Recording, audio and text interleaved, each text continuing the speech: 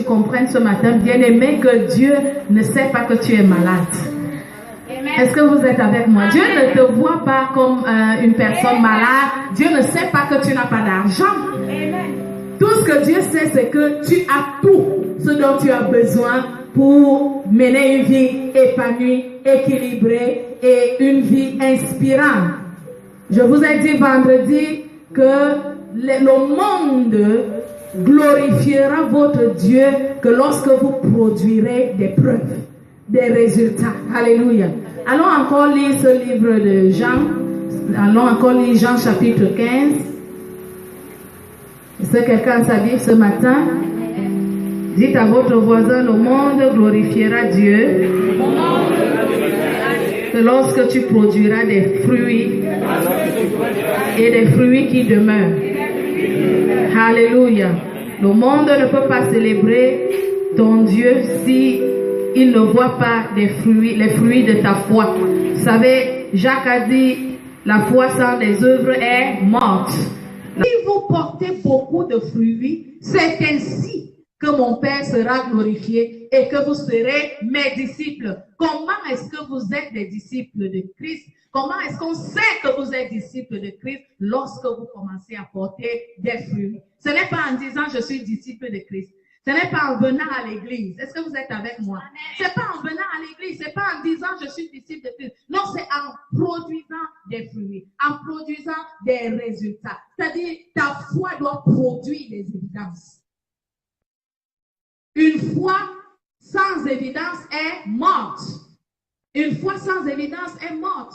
Et le Dieu que tu sais n'est pas un Dieu mort, c'est un Dieu vivant. S'il t'a produit, tu es aussi capable de produire des résultats. Parce que tu es exactement comme lui. Ce qui fait de Dieu, Dieu est en toi. La vie de Dieu, la Zoé est en toi. Donc tu es capable de produire des œuvres. Tu es capable de produire des évidences.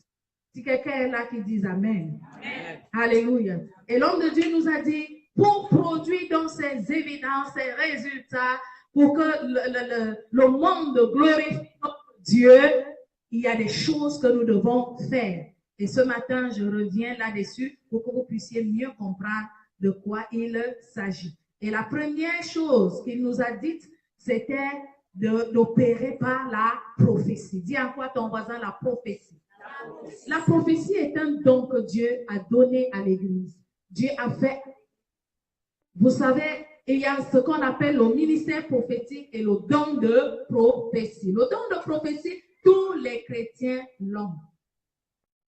Lorsque vous naissez de nouveau, vous naissez avec ces dons en vous.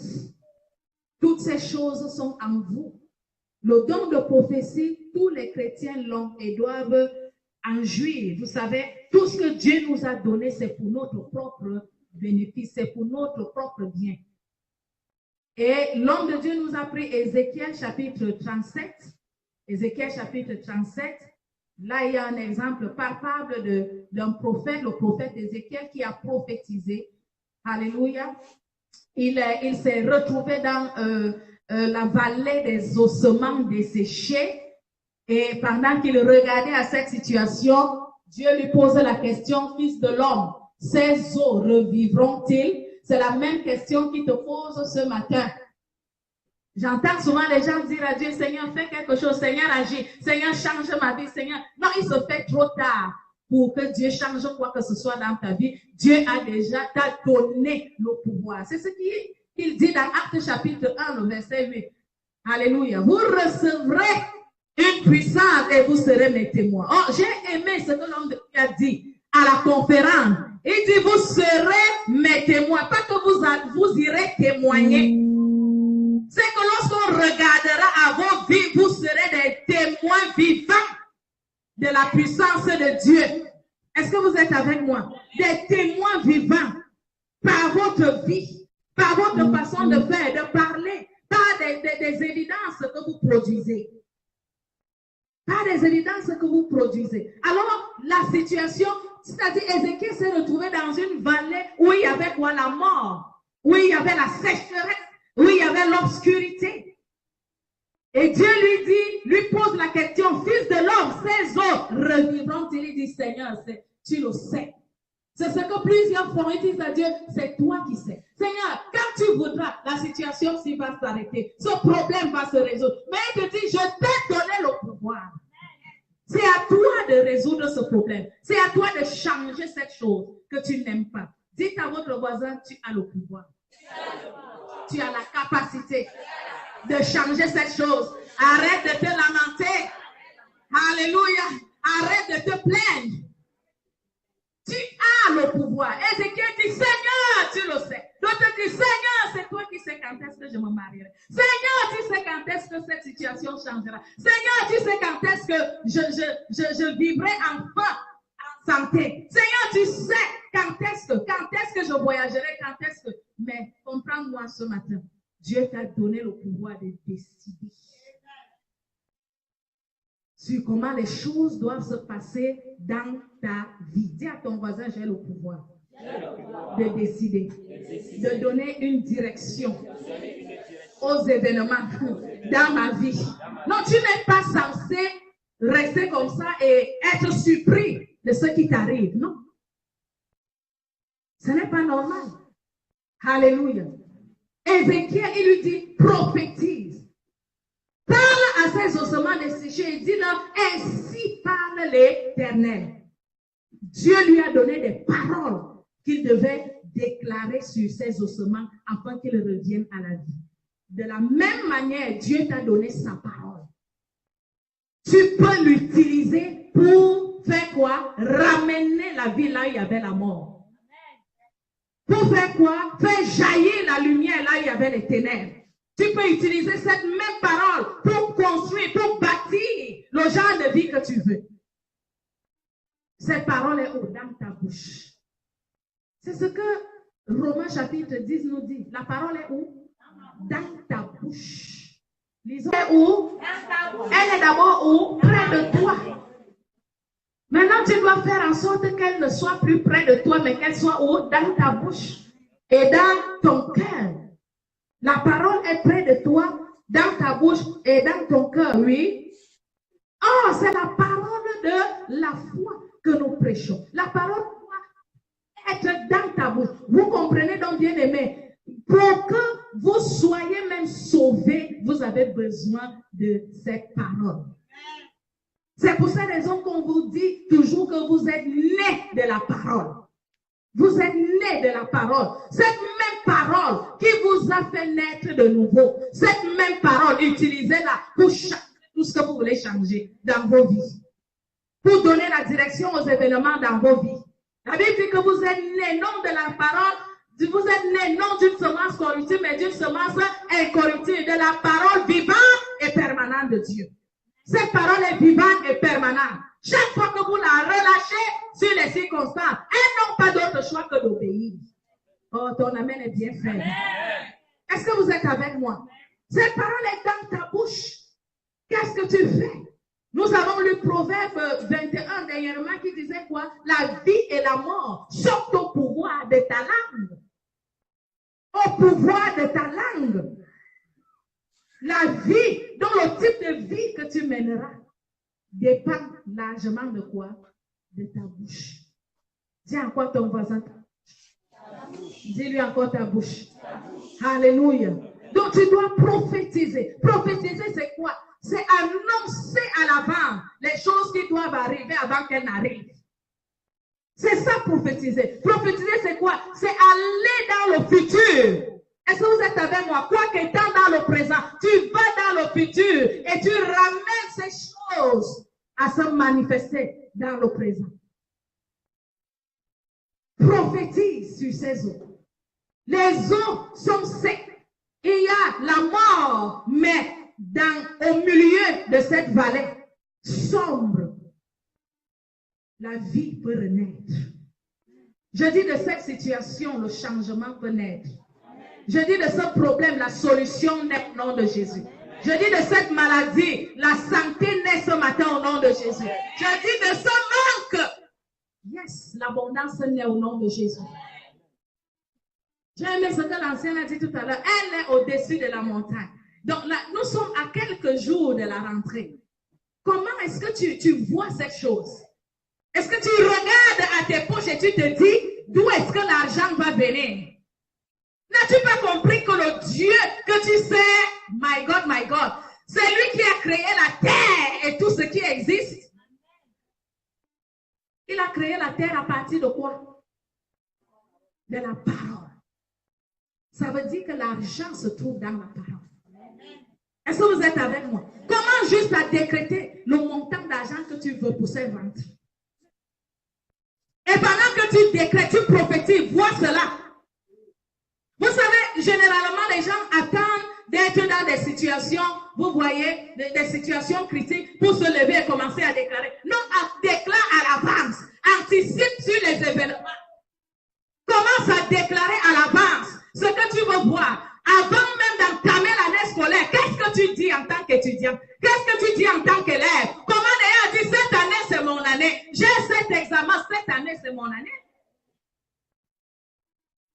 Ce n'est pas à moins quelques jours de l'examen que tu vas commencer à dire, j'ai le succès au nom de Jésus. J'ai réussi au nom de Jésus. Tant tu es sous pression. Est-ce que vous êtes avec moi? Tu es sous pression. Entre les révisions et autres, tu as peur vraiment d'affronter cet examen, mais c'est maintenant que tu dois commencer à programmer ton année scolaire. Dis-moi même bien. Dis à l'année ce que tu veux qu'elle te produise. Est-ce que tu me comprends bien ce matin? Je dis, annonce à l'année le type de résultat que tu veux. Annonce à l'année. Commence à dire à l'année. Quand tu viens là, je te dis, je m'élève, je vais plus loin, en hauteur. Je suis déjà dans les hauteurs, mais je m'élève encore plus. Toutes les choses qui pouvaient m'empêcher de me maintenir à ce niveau-là, non, je m'en débarrasse. Cette année, c'est mon année de succès, d'impact dans le ministère. Non, ce que j'ai fait l'année dernière était peu de choses. Je vous ai parlé du potentiel ici. Le potentiel, c'est ce que tu n'as pas encore fait. C'est le toit qu'on n'a pas encore vu. C'est la grande dame qui est cachée à l'intérieur. Le grand homme qui est caché à l'intérieur, que personne ne connaît. Révèle-toi cette année au nom de Jésus. Je dis, le grand toit se révèle au nom de Jésus. Yes. Commence à dire ce que tu veux voir. Le plus souvent, les gens passent le temps à dire ce qu'ils n'aiment pas. Je n'aime pas mon travail. Je n'aime pas ma condition financière. Je n'aime pas mon état de santé. Je n'aime pas. Mais ça te sert à quoi de dire je n'aime pas? Ça ne changera rien. Dis ce que tu veux voir. Ne dis pas ce que tu vois. Touche ton voisin et lui dis ce que tu veux voir. Ne dis pas ce que tu vois et ce que tu ressens. Peut-être en ce moment, tu vois que la rentrée arrive, comme je l'ai dit tout à l'heure.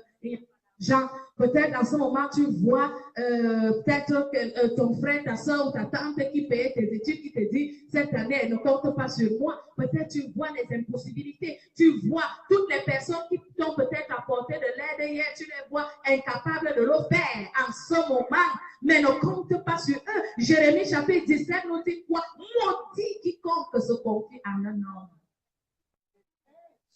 Maudit quiconque se confie en un homme. Mais béni soit celui qui se confie en l'Éternel.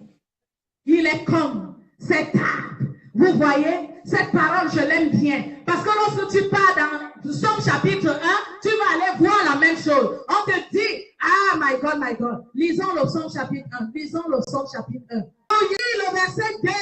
Mais qui trouve son plaisir dans la loi de l'Éternel, et qui la médite jour et nuit. Qu'est-ce que tu médites? Tu sais, si tu ne médites pas cette chose, ça ne pourra pas sortir. Est-ce que vous êtes avec moi? C'est d'autres choses qui sortiront. Pourquoi vous parlez d'échec? Pourquoi vous parlez de maladie, d'impossibilité? Parce que c'est ce que vous méditez. Et c'est tout ce qui peut sortir de vos bouches. Si vous êtes avec moi. On dit, qui la médite jour et nuit, qui médite quoi? La loi de l'Éternel. Qui médite quoi? La parole de Dieu. Et donc, qui la médite jour et nuit, il est comme un arbre planté près d'un courant d'eau. Dis à ton voisin, je suis planté près d'un courant d'eau. Alléluia. Il est comme un arbre planté près d'un courant d'eau qui donne son fruit en sa saison et dont le feuillage ne se flétrit point, qui donne le fruit en sa saison. On n'a pas dit en la saison. On dit en sa saison. Ça veut dire que les autres peuvent avoir leur saison. Toi, tu as ta saison. Ah, ton amen est bien fait. Tu n'as pas compris. Je dis, les autres peuvent avoir leur saison de sécheresse, leur saison de mal, leur saison, vous voyez, les choses sont dures, ça ne va pas. Mais toi, tu seras toujours dans une saison favorable. Parce que tu es planté. Regardez ces arbres plantés près des courants d'eau. On dit, tu donneras toujours le fruit en ta saison. Qui médite jour et nuit. Qu'est-ce que tu médites en ce moment dans ton cœur? Les choses que tu vois ne doivent pas conditionner ta méditation. Les choses que tu entends ne doivent pas te conditionner. Est-ce que vous êtes avec moi? La parole de Dieu en elle se trouve tout ce dont tu as besoin. Dieu dit à Ézéchiel, prophétise, dis à ces ossements desséchés. Écoutez quoi? La parole de l'Éternel. Oh my God. Il n'a pas dit écoutez mes plaintes. Il n'a pas dit écoutez ma désolation. Écoutez quoi? La parole de l'Éternel. Ainsi parle l'Éternel à ces ossements desséchés. Je viendrai, je ferai venir sur vous quoi? Le vent, l'esprit, la chair. Alléluia. Je ferai venir sur vous la chair, l'esprit, les nerfs. Regardons encore ça. Revenons dans Ézéchiel. Oh, ta bouche est une épée à double tranchant. Utilise-la pour trancher tout ce que tu n'aimes pas. Utilise-la pour bâtir. Utilise-la pour s'aimer les bonnes semences dans ta vie. Alléluia. Je ne comprends pas que les gens passent le temps à semer des mauvaises semences dans ta vie et que toi-même, de sur quoi tu sèmes encore des mauvaises semences dans ta vie. Alléluia. Oui, est-ce que quelqu'un peut nous faire la lecture au verset 2? Ézéchiel 37, verset 2, il est écrit. Il me fit passer auprès d'eux, tout autour, et voici, ils étaient fort nombreux. Ils étaient fort nombreux, oui. À la surface de la vallée, et ils étaient complètement secs. Il me dit, fils de l'homme, ces eaux pourront-ils revivre? Je répondis, Seigneur éternel, tu le sais. Il me dit, prophétise sur ces eaux et dis-leur, ossements desséchés, écoutez la parole de l'Éternel. Ainsi parle le Seigneur, l'Éternel à ces eaux. Voici, je vais faire entrer en vous un esprit. Je vais faire entrer en vous quoi? Un esprit. La première chose qu'Ézéchiel, autant pour moi, a prophétisé, c'était quoi? Un esprit. Mais c'est ce qui s'est passé. C'est pas ce qui s'est passé. Oui? Et vous vivrez. Je vous donnerai des nerfs. La deuxième chose, c'était les nerfs, oui? Je ferai croître sur vous de la chair. La troisième chose, c'était de la chair, oui?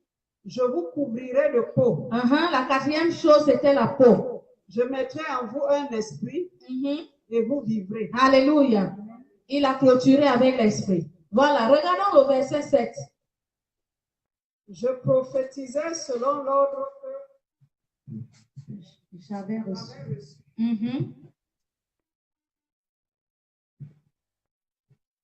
Et comme je prophétisais, il y eut un bruit.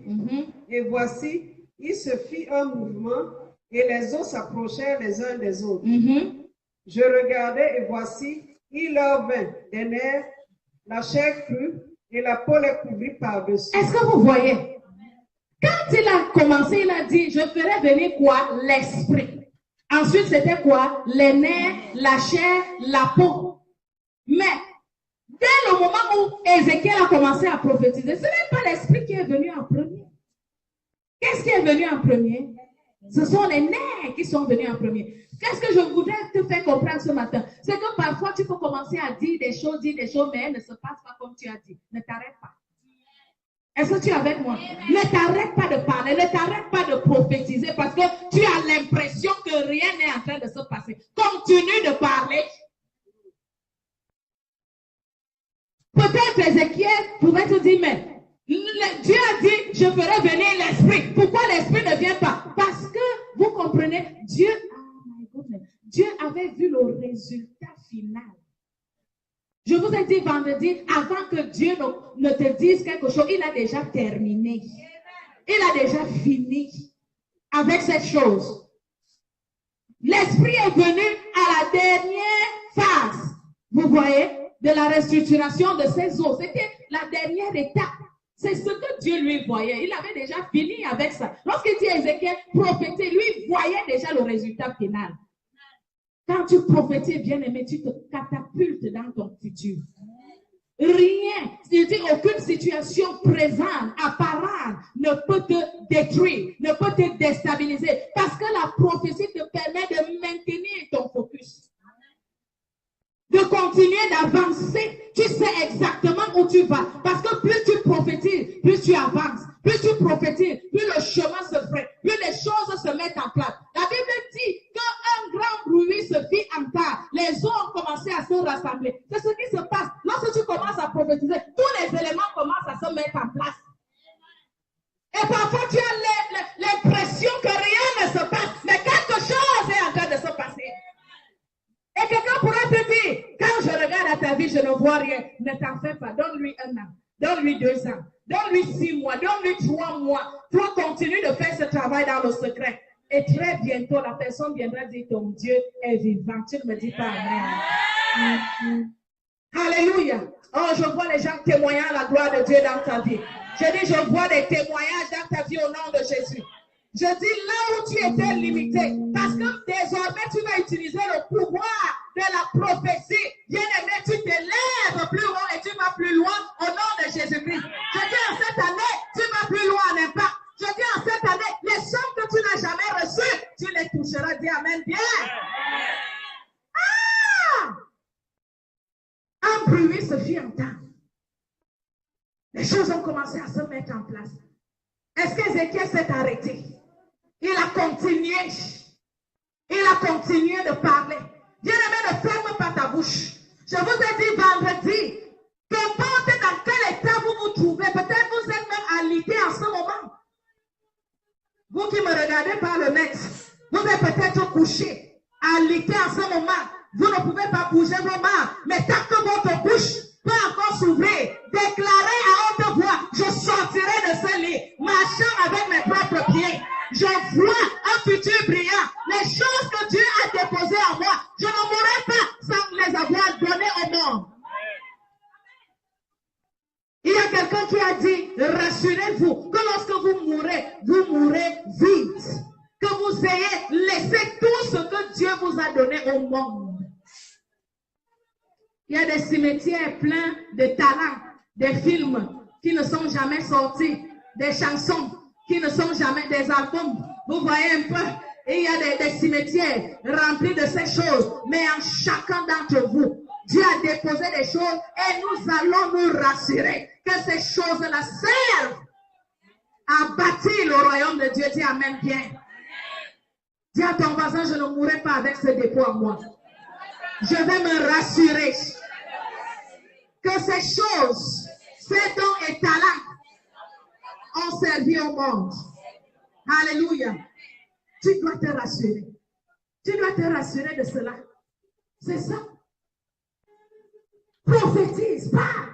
Ézéchiel a prophétisé. Il était en esprit. C'est-à-dire qu'il était dans une dimension. C'est là-bas que Dieu nous a mis. Nous sommes en esprit. Nous sommes élevés spirituellement. Maintenant, lorsque nous faisons face aux situations telles que la vallée, qu'est-ce que nous faisons? Nous devons parler. Nous devons parler. Tu as peut-être un membre de ta famille qui est malade. Parle, déclare. Et pendant que tu parles, ne parle pas juste parce que tu veux parler. Parle et crois dans ton cœur que tu es en train de faire un travail. Parce que la parole que tu vois est accompagnée d'une puissance. Jésus a dit quoi? Mes paroles sont esprit et vie. Donc chaque fois que la parole sort, non seulement elle communique la vie, mais elle est spirituelle. C'est un esprit même. La parole est, toutes les paroles qui sortent de ta bouche sont des esprits que tu envoies en mission. Dis-moi amen bien. Je dis toute parole qui sort de ta bouche est un esprit que tu envoies en mission. Et chaque fois que tu as envoyé un esprit en mission, il ne peut revenir sans avoir accompli ce pourquoi tu l'as envoyé. Commence à envoyer des esprits en mission. Est-ce que tu dis amen bien? Je dis commence à envoyer des esprits en mission pour récupérer ton argent qui est dans les poches des impies. La Bible ne dit-elle pas que Dieu prend le soin, il dit prend le soin de donner, de permettre aux méchants d'amasser. Le gars ne dort pas la nuit, il n'a pas de paix, il n'a pas de répit. Dieu dit, il lui donne le soin d'amasser pour toi, pour le juste. Est-ce que vous comprenez? Il prend le soin d'amasser pour le juste. Oh my God, my God. Cherchons ce passage. Oh, hallelujah, hallelujah. Thank you, Jesus. Thank you, Lord. Est-ce que ça veut dire que tu ne vas pas travailler? Tu vas travailler, mais tu comprends, tu sèmeras et tu moissonneras au-delà même de ce que tu auras sémé. Parce que Dieu fait quoi? Il fructifie.